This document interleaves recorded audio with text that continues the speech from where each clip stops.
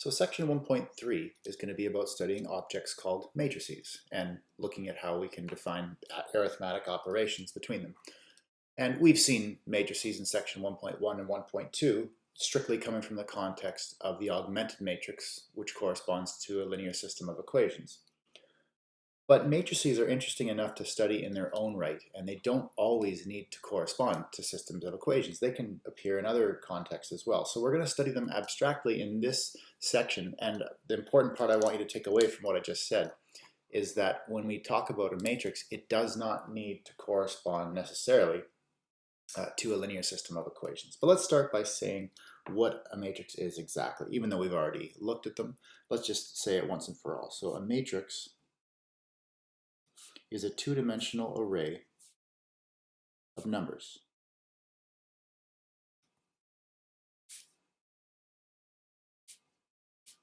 And we'll unpack that in just a moment. And the numbers themselves, these numbers that occupy a matrix, are called entries, the entries of a matrix. So we'll start with that. Let's unpack this a bit. So an array, what is an array? An array, you can think of an array as just a list of numbers for the purpose of our discussion right now. So a two-dimensional array means instead of just listing numbers along one dimension, you're going to list them along another dimension as well. So really what we're talking about here is essentially a rectangular box or a grid of numbers. And we'll look at how to write them down now. And one of the questions the first thing you might ask about, if a matrix is a box, you might ask, well, how big? How big is this box? And of course, that's going to depend. And we will specify those details with notation. So let's say I use M to be the label that represents the number of rows in a matrix. And let's say I use the letter N to be the number of columns. So if that's the case, remember rows are horizontal. So if I'm counting the rows, I'm counting how many times I can scan horizontally to go down the matrix. And the number of columns, since columns are vertical, I'm saying how many vertical columns are there in the matrix. So with these two things set, I can write something down, something like this. I can write, we may write, just to make sure this is a complete sentence, I will say A, and I might specify a matrix A in this fashion by just listing out every single one of its entries, one row at a time. So let's start with the first row. I'm not going to make any assumptions on what the actual values of the entries are, so I'm just going to write them down symbolically. And quite often when you do that, you'll use the same letter that you used as a label for the entire matrix. So I'm writing capital A here to represent the entire matrix object that I'm about to draw. So I'll use little a to represent an entry. But there's lots of entries, so I can't just use little a to represent every single entry. I need to distinguish the entries somehow, so we'll do that with indices. So for the first entry in the top left corner, I'll write two subscripts, 1 and 1. So don't misread this as an 11. I would never write 11 here in the top left corner. This is two subscripts, both of which are 1. And really, that's telling me that when I look at this entry occupies the very first row. That's what the first index tells me. And then the second index tells me it occupies the very first column. Well, if it's in the top left corner, then of course it occupies the very first row and the first column. Now, let's continue writing out the first row. The next entry to the right, I would write in this fashion, A12. So this tells me now the first index hasn't changed because I'm still in the first row. But now that I've moved over one slot to the right, I am now in the second column. So that's why the second index has changed to a 2. And then my third entry will now be in the third column, but still in the first row, right? So the first index is going to be a 1 with all three of these, but then the second index changes from 1 to 2 to 3. And then this would just keep on going. So I'm going to use dots to indicate that the pattern continues. And then the very last entry in the first row, well, what's the last column? If I'm going 1, 2, 3, when would I stop? Well, here's what tells me when to stop. N is the number of columns. So whatever N is, that would be the very last value of the second index. So you'd see something like this. You'd see 1, n, like that. So that's what the very last entry of the first row would look like.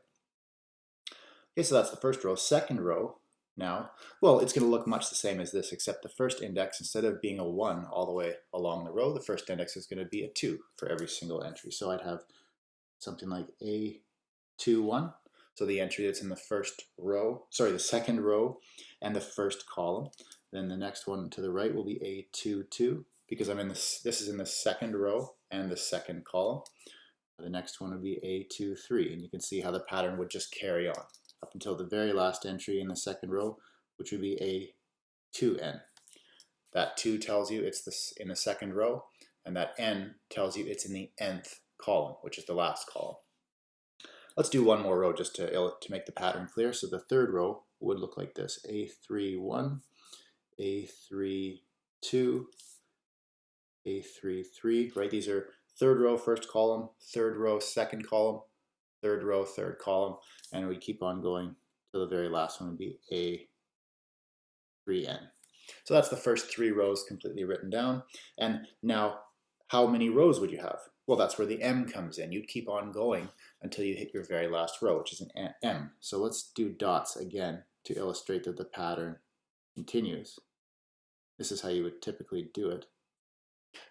So for our very last row now, fast forward, we're on row m. So the bottom left entry is going to be AM1 because we're in row m in column 1.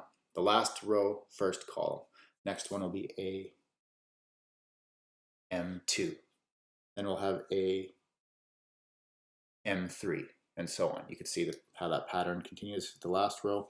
And then the very last entry now, we're in the very last row, so we're in row M, and we're in the very last column, so we're in column N. So this is going to be AMN, and then that is how you might write it down. And usually you'll also see dots written diagonal here. This is just typically the standard way to write it. So the numbers are listed along this dimension and this dimension as well, so they spread out into a rectangular box. So that's how you can write down a matrix entry by entry. Of course, we don't know much about this matrix except just that it's a matrix, right? We've made labels for all the entries, but we don't know what any of those entries are. We don't know how many rows it might have or how many columns it might have. It'll depend on the context, but this is what a matrix would look like.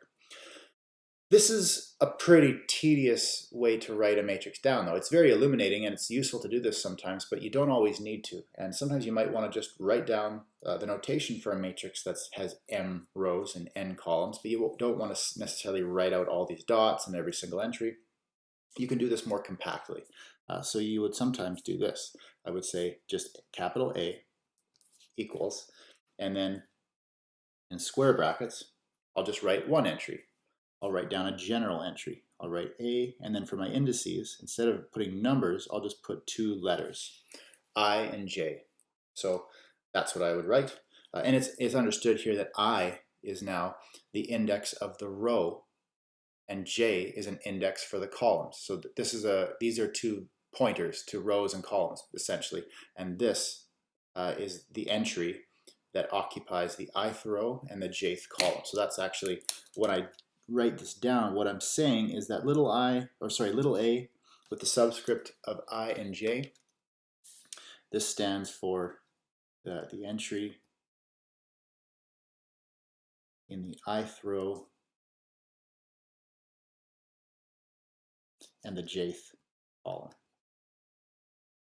You wouldn't normally write this. This is just me adding this. You would normally just write you just normally write what I have in green here, but you'd also need to specify how many rows and columns you have, because that's not clear with what I've written down here. If I only write down one general entry, it's not specifying the number of rows and columns. Oops, let me just hold this still. So I would do that just with a subscript. So I would just, again, let's keep this the same. M is the number of rows and n is the number of columns. I would just say m by n down here. And that's how I can specify. I have an m by n matrix, and little a with the 2 subscripts I and j represents the entry that occupies the ith row and the jth column. And when I do this, it is automatically understood. I want one more comment to make. It's understood that I and j have to be reasonable indices, right? I has to be a reasonable index for a row. And if there are m rows, then that puts a constraint on I. So let's finish this off. I'm going to just list two constraints. First of all, we'd need I to be between 1 and m. So I'm just saying 1 is less than or equal to I, and I is less than or equal to m. This is just a way of saying that I falls between 1 and m inclusively. It just means if I have I as a pointer to one of these rows, I can't keep on going down outside of the bounds of the matrix. But I can't point to an entry down here. This would not make sense. I have to stay between 1 and m, and I certainly can't go to 0 or negative up here. I wouldn't be pointing to a sensible row. So this just makes sure that the indices make sense. And similarly, j has to be between 1 and n to make sure it actually points to a reasonable column. I have to make sure that j is a pointer down here and it doesn't go too far and say, oops, I'm over here outside the matrix, or oops, I'm over here outside the matrix to the left. I have to make sure j is between 1 and n. So, and what I've written down here in blue, this follows from specifying the dimensions down here. So that's where that comes from. Okay, what else? There's a couple more tiny things I'll mention. There's another way to write this notation without actually specifying a notation for the ith, for the entry that occupies the ith row in the jth column. You can also write the following. If I already have a symbol for the matrix, like maybe a capital letter, say, I've already said capital A is going to represent this entire matrix object, I can just do this. I can just write the capital A and then put brackets around it, which for this context, in this setting, those brackets will indicate that you want, if you write a subscript now, you're talking about a specific entry of that matrix. So I can just write the two subscripts I and j, write the indices after, and this is an alternative notation for specifying the entry of the matrix A, which occupies the ith row in the jth column. So this is just another way to write down little a ij. And then one last thing, and then we'll get to some examples, because this is, I understand I'm throwing a lot of notation at you, and this is all fairly abstract. We'll get to some examples in a moment, but I just want to say one more thing. We say that the dimensions of the matrix A are m by n. So this down here, m by n, the way it's written, exactly how it's written, that tells you the dimensions of the A, and that's how you read them. So we'd say the dimensions of A are m by n. And that is this short little crash course or excerpt in how to, all the fundamentals of the notation for a matrix. So let's look at some examples.